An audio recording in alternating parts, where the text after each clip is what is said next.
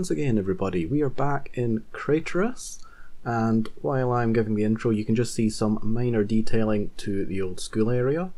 Of course we're using colours that match the building. This is Poison Fog Gaming. This is episode 4 of Krateris, our City Skylines hard mode playthrough, and an episode in which it's taken too long in the coming, which I must confess I found a little bit difficult to produce this episode. A mix of, I guess you could call, writer's block and lack of money. And it's just that little sticking point of the game. You're really close to finishing the first square, which we do complete in this episode. But along with that, unlocking new squares then gives you more choice. And as much as I wanted to get straight into a higher density area, the only squares that we could unlock didn't really allow that. So, as you'll see later on, this episode does expand into other squares, and I do now have a plan going ahead. But expect the rest of this episode to continue being a more rural setting. And one of the other things, I did mention that there was a lack of money, and yes, it's hard mode, I shouldn't be surprised. But throughout all the episodes so far, you may have noticed that the idiot, who is myself, failed to build a hospital. So this is what you can see me detailing right now. I did have a sandbox playthrough, which, was part of my struggles. And within that sandbox playthrough, I was really struggling to get the money in the population, and a clinic is just one of the reasons, I believe, was why. So rather than just plop the building down, this is partly a way for me to build up the money while I play and while I wait. But we're decorating it. And I only say that partly because we should and we will be decorating things more fully. But this is one of those standout buildings that in any town or city you would expect to see a little bit more to it. Often, admittedly, with a car park. I've mentioned this before. A little bit of extra detailing next to the school here, some shops. But yeah, car parks really are a big issue that the car parks aren't in this game. Now I do have the mods installed, but trying to keep things vanilla friendly, I've elected not to put the car parks in, but there's certain buildings that A, would come with car parks, but B, would tend to come with a little bit more green space or regular space. I mean, the clinic would potentially have an ambulance driveway. So yeah, just to create the story of the city, there are certain service buildings that will be getting detail just because they deserve it. They deserve not to just be plonked at the side of the road in a boring fashion. Another reason for the lack of money, and you can see me doing it right now, is the lack of transport. And you're about to see many green upgrade arrows just flooding the screen, I believe. You can see that inner loop going. If you look closely, you will see lots of little arrows. Granted, I have sped the game up. But that, adding this service in, the travel service, is just another utility that will allow people to level up their homes, and in doing so expand the capacity of the buildings. Which means more tax, more money, more income. Which is exactly what we want. Now you'll also notice the 3 bus routes I put in, as well as servicing the citizens, they were school buses, so they will make for some good cinematics in the future. The next thing I decided to do is clean this area up. It's a small town. There are really no small towns that I'm aware of right next to a landfill site. Of course, the landfill sites are, much larger in real life. But a small town is more likely just to have, a recycling centre. In Scotland we'd call them the skips or the tips. God knows what they are in your area. But some form of refuge or recycling area is more realistic. So we are getting rid of our landfills. Of course, the game insists you start with a landfill, but we are getting rid of ours, and the area is still going to be industrial, but we are going to clean it up. Here you notice the squares that we've bought. Now there is one reason only that I decided to build in this pattern, and that was the highways. I've decided my dense area should be towards the bottom right of the screen. That is the most logical place for higher density buildings, etc. But if I bought them, I wouldn't actually be able to access them in a way that was intelligent or sensible. The road network's already here, so these are where commuters are going to live. We're not going to start building a city yet with the finances we've got in the location that we can't get to, because it just doesn't make sense. So over here we have Hemlock Heights. It's just another small commuter area, and again this is another one of those things. I sandboxed this and it was a fairly interesting process trying to find out the layout that I wanted. I am happy with what I have in the end. And of course, if you are sitting watching this, well, first of all, thank you very much, but second of all, Hemlock Heights, do we like that name? Would you like to see this name be changed to something else, something different? It could have your own name in it, it could be named after something, it could be funny. Do love a joke, even though I do not necessarily turn these commentaries into stand-up routines. So you will notice some minor use of things like the roundabout builder here. It's just so it's easier for me. I've said it before, I'm lazy, that's what I like. But here my challenges were an interesting space. I still didn't want to have a grid, I still wanted it to look organic. The population, as mentioned, is not going to be high density, so the connections to the highway, just like over the road, do not have to be, high capacity. That said, I wanted there to be enough of a difference to make just visual appeal and whatever else. Here, where I live, there's an awful lot of smaller country roads attached to a highway going from A to B, and this is around about the sort of quality of the intersection you would expect. Simple flyover, simple joinings, and that's it. You don't need anything else. So we have replicated that here. Now of course, as mentioned, there is going to be a more dense area. This isn't just me sort of imitating my own surroundings. But we have two connections, both fairly small and unintrusive.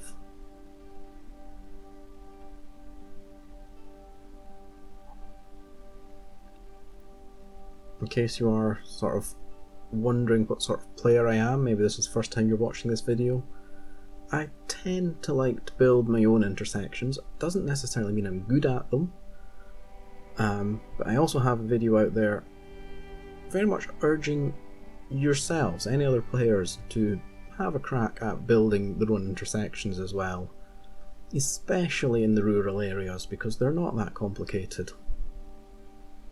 And that's very much why I've left as much of this into the video as I have. If you're sitting there playing City Skylines, that big horrible vanilla three-way thing that you see is not a very nice junction. So even someone low skilled can produce something that works. And I think it adds a little bit of charm to an organic city.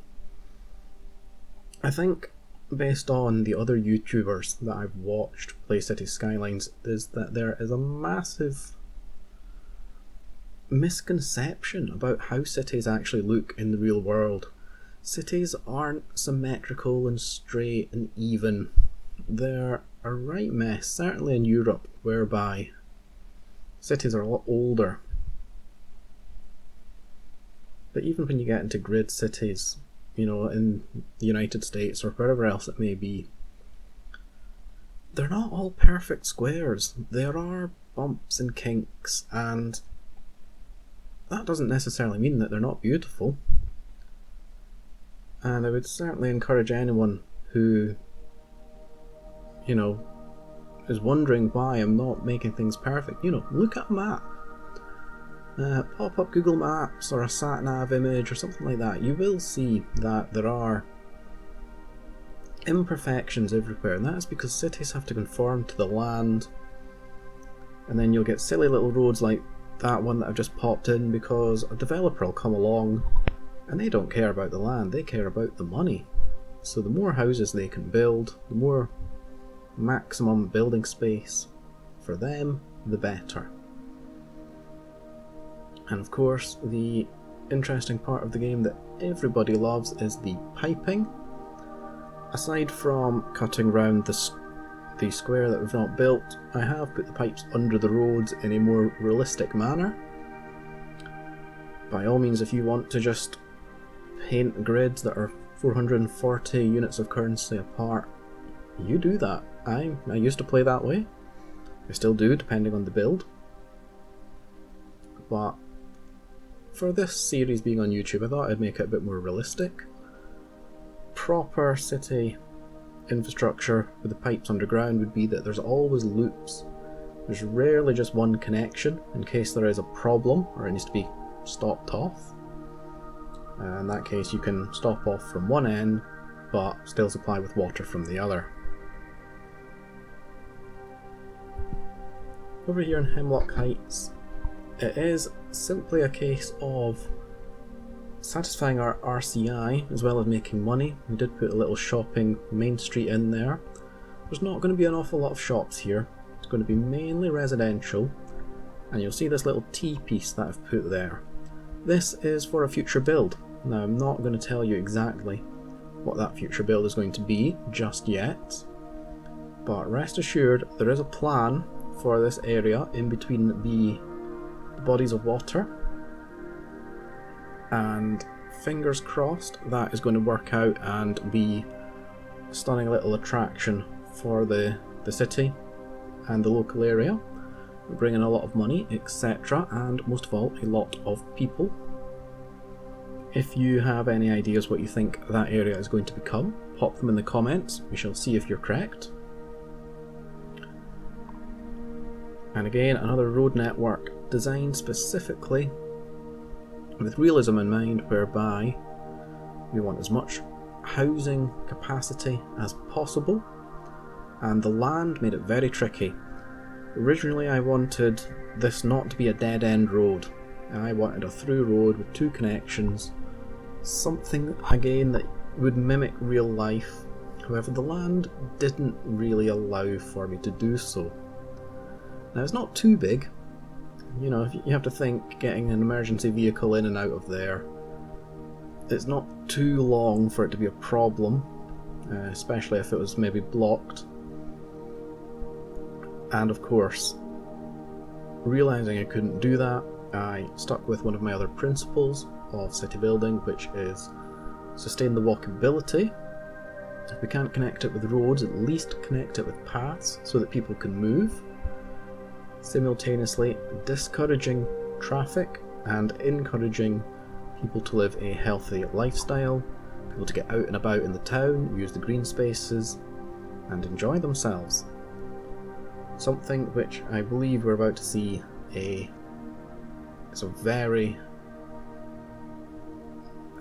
think it's a very global practice that we're now about to see. Cities really pushing the walkability factor and crunching down on cars, which as a driver I do have mixed feelings about.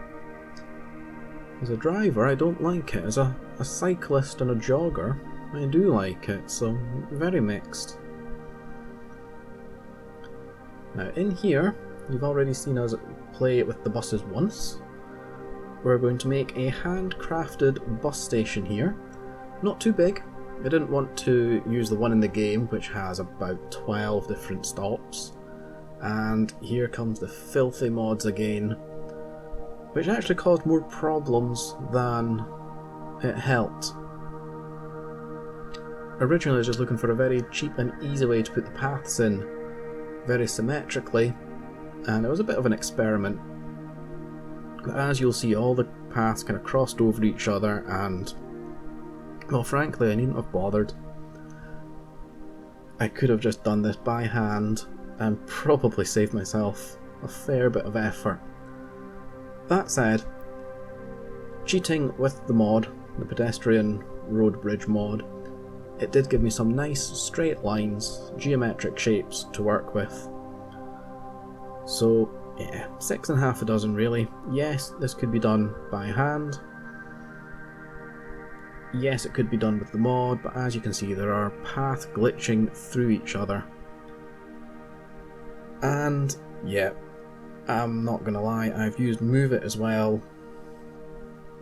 Again, things that I could spend lots and lots of time just going over and over and over and over until I get it right. Move It just fixes so easily, so simply. And the one thing, this bit here, the one thing I love about Move It is the page up, page down feature, whereby you can just lower everything in nice, smooth increments. So if you are watching and you're a console player or a vanilla player, sorry, but on this occasion I have chosen the eye candy rather than staying true to the vanilla game. Chose a different path to line the sides just so we could get the trees in, and I'm not done decorating that area. I do have a bad habit, and I think it's partly because I play in real time with the RCI and the money demands. I don't build up a large cash flow before starting just one build. Unfortunately, that means my playstyle is a bit chop and change, and I think you'll have noticed that from the videos so far. I start an area, I jump to something else, I jump back, and then I might even go to area C, who knows. But hopefully that isn't too annoying for anyone, and well, let me know if it is or isn't. I am more than willing to try and adapt. Although again, as I say, I do apologise that this episode is late in coming, as well as, well, I just had trouble getting it out, really. I had trouble knowing what to do, I had trouble knowing where to expand. And then, once I started playing around in Sandbox, I had trouble just with putting things down and going, you know what, I just don't like it. But what I do have now is relatively well thought out, I believe, and as I say, there are plans in my head for going forward. We do have the road that ends in Hemlock Heights, and we do have some housing. Now you'll notice I've left a bit of space in between the housing and the shops in this area. And that is because we are going to need to add something in here, be it services, be it leisure. But rest assured, that's not just going to be left blank. Equally though, I didn't just want to fill it in with houses because it needs a defining area. And whoopsie doodle, we have a forest fire in our 4-star nature reserve. So hopefully you like the smell of cooking animals in the morning. My solution to this was just plop in the fire helicopter depot. We only just unlocked it in the last milestone. There was not a clearly thought out place to put it, so I just threw it in. Expect that to be temporary. But considering this is a hard mode playthrough, and it may very well become a tutorial for some people, you know, who knows what your intentions are while you're watching, I thought I'd leave it in, partly just to be transparent with you guys, and partly just because well, why not? Why not show you the struggles that the cities had to go through? A few more services, and they're put in their own dedicated road. It's police and fire, and as well as, you know, giving these houses here an extra few stats towards levelling up, I thought, what can I quickly throw in just to detail this with much less money? And I thought, well, firemen, sometimes they have towers that they climb for training purposes. So we doubled the radio mast up with something that looks like the firemen might use it. It is a small space, it could well be revisited in the future. But as per my negative cash flow, my changing RCI demand, and what may well be described as ADHD, we've now jumped over to the farm in what may be a completely nonsensical move to your rational brains. And I'm happy to tell you, after 3 episodes where I think we've jumped back to the farm in every single one of them, the farm is now complete. As is the rest of the starting square. Or at least the starting square south of the highway. Bread and Butter Farms, we have a 5-star farm. You'll see I have repainted a zone, with the purpose of this being to put in some regular farm buildings that aren't from the Industries DLC. And oh look, we've jumped again back to the landfills, which was one of the first points of this video. We're now finally getting the money to renovate this area properly. Of course, it comes hand in hand with the need to renovate it. Goodbye to the coal, and hello to the oil power plant. And again, the location for the oil power plant, really close to the highway. It's already an undesirable bit of land. It's got easy access for deliveries, for imports. It kind of fits next to the recycling area, so we're keeping the land use consistent. And of course the bus stop, it's a bit of a funny one, the bus stop. You can see more buses coming in here. And I believe you'll also see another flurry of upgrade arrows as soon as we've done this. It really does make a difference to transport, especially on hard mode. But yeah, the bus stop's funny. The bus stop in itself makes an area undesirable because you've got the extra fumes, the extra noise, but equally it's where people want to be because it's easy commuting and it's easy transport throughout the city. So sometimes you do get these bus stops in funny locations. They're in between desirable and undesirable areas, and sometimes it makes them desirable, other times it makes them undesirable. But we've situated it here next to the shopping, very close to the schools, and next to the places that nobody really wants to live. So I think I've done a fairly good job there, if you don't mind me saying. And if you keep watching, I do believe there is a future cinematic coming up once the bus station is detailed to a moderately high standard, we'll say. Now of course we didn't just want to leave this area empty. We have a farm producing lots of things. Here's the cinematic. This is a future cinematic. It's more detailed than you actually see in the video. But yeah, that building just to the far side of the bus station, that is a bakery which is going to make use of the farm output. So now instead of using that farm to export, that farm is going to be sending materials over to the bakery, which is going to be making higher value goods, which is ultimately going to help us. And I thought I'd just give you a little bit of a clip of the bus running out of our suburbia area, subscriber area, that's the word. And this is it just coming into Hemlock Heights. Through the shopping area, you can see a little bit of residential, and I cut it off so that we didn't see the area that I keep teasing you about, that little suspicious dead-end road. Hit the big town milestone, and that is particularly good for us because now we have access to high density. Now don't jump up and down in your chair and rejoice, because I'm not going to turn these two areas into high density, but it is going to help us in the future.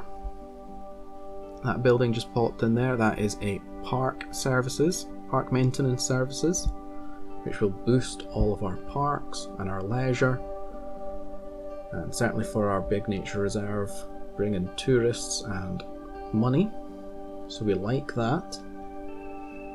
Again, you can see a flurry of green arrows as houses level up, which is a very good sign that the area has everything it needs and wants.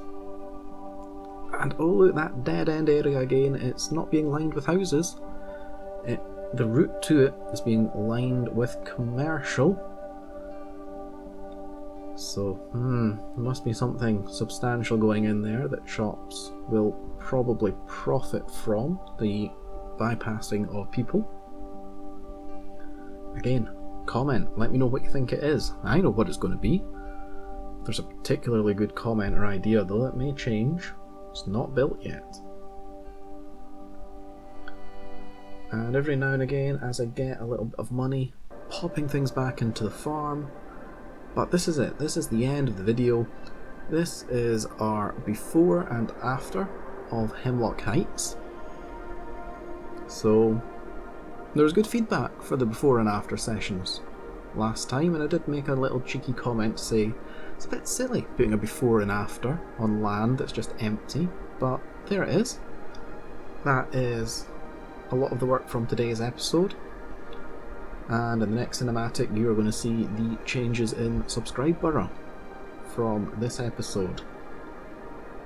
And as these are the closing cinematics, it is time for me to wish you all well. Hopefully you will show some love in the comments and subscribe and hit the like button, you know, help out a guy.